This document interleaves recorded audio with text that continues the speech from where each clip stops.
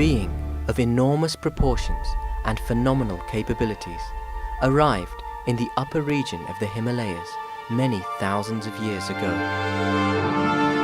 This being, who came to be known as the Adi Yogi, or the first yogi, transmitted the science of evolving human consciousness willfully to the Sapta Rishis, the celebrated 7 sages of seemingly celestial origin. These 7 sages, infused with the sacred knowing of Eastern mysticism that predates all religions, carried it around the globe, and to this day it continues to live and flourish in various manifestations and distortions. The spine of knowledge that the Adi Yogi created remains a living force for enlightenment.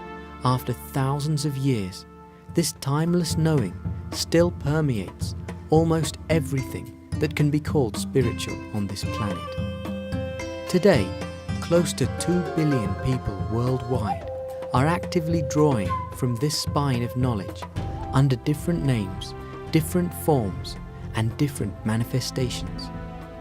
In every part of the world, remnants of the ancient yogic wisdom are still practiced in its multifarious forms, irrespective of cultural or religious background. This fundamental possibility has evolved from this one idea that he put in those 7 people's minds.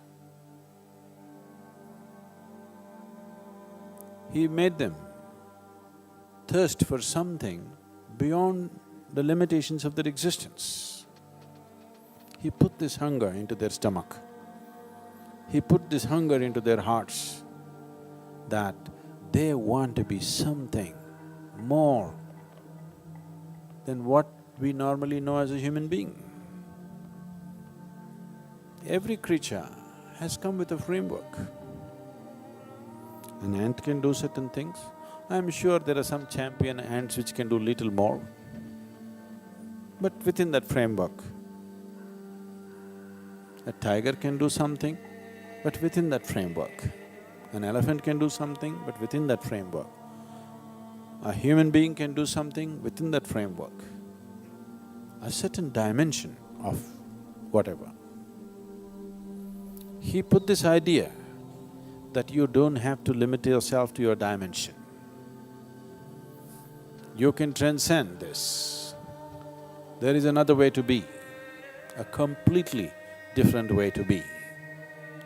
This idea, he not only gave the idea and the thought, he also gave a method to go there. It is this one idea that a human being can strive to evolve beyond the dimension of his present existence, which is the basis of this whole civilization and culture. It does not matter whether somebody calls himself a Hindu or a Buddhist or a Jain or a Sikh or whatever.